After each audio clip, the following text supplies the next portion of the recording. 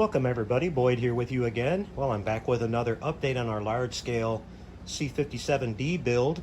I've been working on the top half of the saucer here over the last couple days, doing a lot of filling and a lot of sanding, and I've got this pretty well buttoned up. I followed along with the plan that I talked about in the last video where we used our Evercoat to fill in all the little gaps and everything, and then I did a lot of block sanding on this, and you know, putting down coats of primer and working my way down to a finer and finer grit of sandpaper until I got it all smoothed out. Right now it's down to 320, and what my plan is I'll come back one more time with some 600 grit and sand down a little bit more with a nice wet sand, and then it'll be ready for paint. But you can see it turned out really good. I'll spin it here on the little roundy round here for you guys and show you that we got our edges all nice and straight. We got rid of most of the imperfections in the surface. You know, being that this is a multi-piece panel and not made in one solid piece, we're only going to be able to get so far as, you know, as far as being absolutely perfect. There may be a few little minor, you know, waves in it or whatever, but I think it's going to look really good. I think it's going to look a lot better than what it did, you know, just raw out of the box with the panels being pretty far off like they were. So I'm really happy with it. I use a combination of my block sander here, which I'll show you, which is just a basic piece of wood. I prefer to use a hard piece of wood versus the plastic ones because the plastic ones actually flex a little bit and these don't. You know, a good solid piece of wood will keep you nice and square. I'm using 180 grit paper, using water to wet sand that. I wanted to mention that the Evercoat is a resin-based material, so you don't want to be breathing in a lot of that. You want to definitely wear a mask when you're working with it. It's not good for you to breathe in the dust.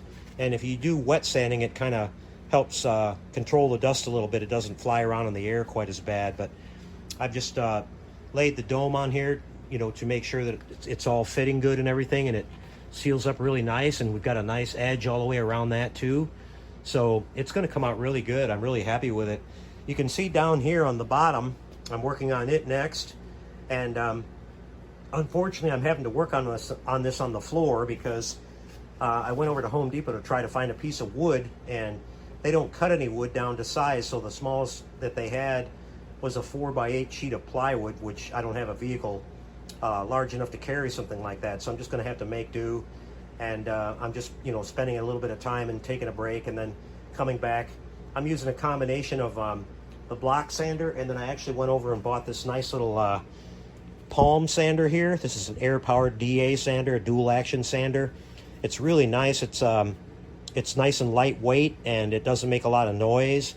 And I'm just basically going on here and smoothing out. You know, when I first put my putty down, my filler, it's, you know, it's pretty thick and it's pretty rough. And I spent a lot of time on the top sanding for I probably have a good solid 5 hours worth of sanding into the top there, and it was just wearing me out, so I decided to go and get this little sander here. Now you don't want to do any kind of you know, shaping with this sander. Basically what you're going to do with this is just, you know, break it down to where it starts to get, you know, almost flat, and then I'll go ahead and finish up with my hand sanding and blocking it to make sure I get it all nice and straight and everything. But what I did here first is I went in and I put in some putty where all the landing gear legs were. You can see the extra ones that we had here. I'm starting to work these in. This one has just a tiny little bit of a low spot, so it's going to need another coat. And I'm working those in first and getting those, you know, because they kind of come up here and wrap around. I'm getting those all smoothed in first, and then I'm going to come in and do all these little individual seams here, just like I did on the top. We've got a couple of them that are, you know, I can feel a little step right there like I talked about. I'll be shaving those down first with my die grinder, and then we'll come in and put our you know, bead of putty on there, and then we'll finish up with the DA here and get that roughed in, and then I'll block sand the entire thing. Again, I'll probably have several hours into this here area as well. But yeah, you know, overall it's gonna work out really good. I keep putting the two halves together and, you know, doing a mock-up on it, and it looks like everything's going to line up really good.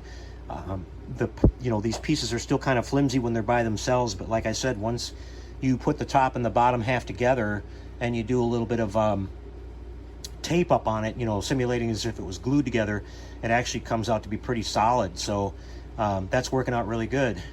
The other thing that I want to talk about real quick is that I did speak with my good friend Elliot Brown, and he is going to be able to vacuum form me a new dome for the top and the bottom that's more the correct shape. So we're going to send these off to him in the next couple of days, and he told me he could do a fairly quick turnaround on it, so hopefully a couple of weeks or so we'll get those back, and those will be looking a lot better. So that's already going to make the model look a whole lot better. So it's probably going to be another couple of days of you know, just doing the sanding, a lot of prep work. I want to give you guys a heads up right away if you're thinking about doing one of these, that it is going to be a material hog. I've probably already used almost one full can of primer on the top here, because you're putting a lot of sand scratches in it when you're sanding the plastic, and you've got to go back and fill all those in. So I'm using a good high build primer and just putting a layer down and sanding it, and I've probably done that about 5 or 6 times already on the top, and it'll probably take the same thing on the bottom, and several sheets of the 180 grit sandpaper that I'm using. Then I'll go down to 320 and then finish up with 600. So it is a material hog. I estimate I'll probably have around close to $100, I would say, into the materials alone, and then of course all the time on the the labor side of it, but that doesn't matter. But yeah, it's coming out really good, you guys. I'm really happy. I think it's going to be a nice looking ship when it's done, without a whole lot of that wave action that we were worried about. So I just thought I'd give you guys a really quick update on this today. I know it's been a little while. I actually got sick for a couple of days, and that slowed me down a little bit. Just a summer head cold came out of nowhere, and didn't want to be out here breathing in all this stuff when I was going through that. So I took a couple of days off, but I'm feeling better already, and we're back at it here. So it'll be another few days, you guys, and I'll be back maybe over the weekend, and I should be getting close to having the bottom wrapped up. I'll probably come back and show you a little bit more of this work at that time, and then we'll start putting our primer down on it, and everything will start looking pretty good from there. Once these top and bottom panels are done, that's really the main part of building this model. It's not going to take long at all to build the interior and paint that. I've got some pretty good ideas for some lighting I'm going to be doing already, some special effects as far as lighting up the id monster, and maybe a pulsing effect on the engine here, maybe a few blinking lights on the inside. But it should turn out really cool. We're mainly going to focus on getting the model itself done, and then after that we'll come back and start talking about what we're going to do with the diorama that it's actually going to sit on. Okay, you guys, well, just a quick update for you here. Just wanted to show you it's all looking really good. Really happy with it so far. So we'll see you again in a few days. You guys take care out there, and happy modeling, everyone.